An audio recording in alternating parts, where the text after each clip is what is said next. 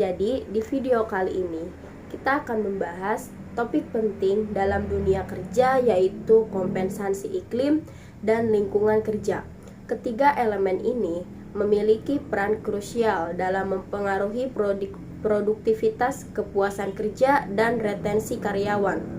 Kami akan mengupas teori-teori yang mendasarinya, membahas beberapa contoh kasus, serta melihat bagaimana implikasi praktisnya dalam dunia nyata.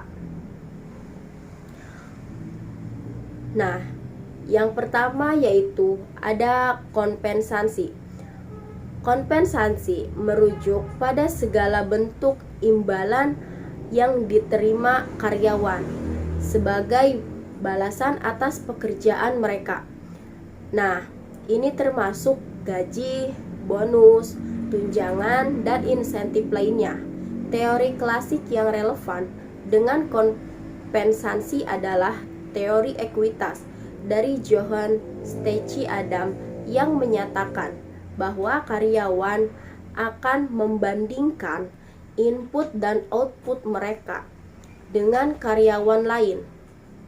Jika mereka merasa tidak diperlakukan adil, hal ini bisa menimbulkan ketidakpuasan dan penurunan motivasi.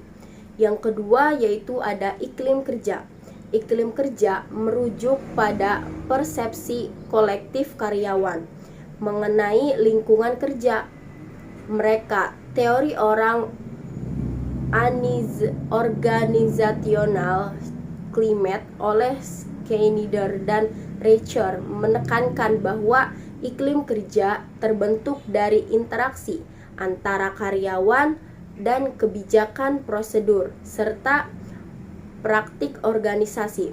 Iklim kerja yang positif seperti dukungan sosial yang baik dan komunikasi terbuka bisa meningkatkan kepuasan kerja dan komitmen karyawan. Yang ketiga yaitu ada lingkungan kerja. Lingkungan kerja mencakup kondisi fisik dan psikologis tempat kerja. Teori Herzberg tentang faktor higienis dan motivasi menunjukkan bahwa lingkungan kerja yang buruk seperti ruang kerja yang sempit atau kurangnya fasilitas dapat menjadi faktor higienis yang menyebabkan ketidakpuasan. Namun, lingkungan kerja yang baik tidak selalu menjadi sumber motivasi, melainkan dapat mengurangi keluhan karyawan.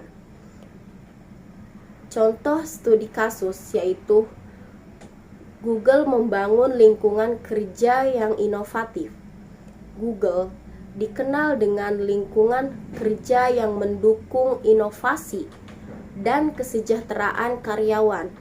Mereka tidak hanya memberikan kompensasi kompetitif, tetapi juga menawarkan berbagai fasilitas seperti ruang kerja yang kreatif, area rekreasi, dan program keseimbangan kehidupan kerja.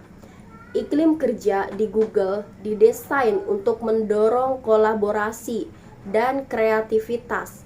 Hasilnya, Google seringkali menjadi salah satu perusahaan dengan tingkat kepuasan kerja dan retensi karyawan yang tinggi.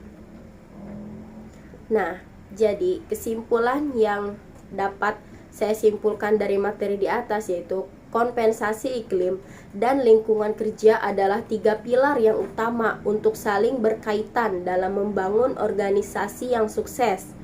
Memahami dan mengelola ketiga elemen ini dengan baik dapat menghasilkan karyawan yang lebih puas, memotivasi, dan produktif. Perusahaan seperti Google menunjukkan bahwa investasi dalam ketiga aspek ini dapat membawa keuntungan jangka panjang, baik dari segi inovasi maupun kepuasan karyawan. Sekian video saya, kurang dan lebihnya mohon maaf. Wassalamualaikum warahmatullahi wabarakatuh.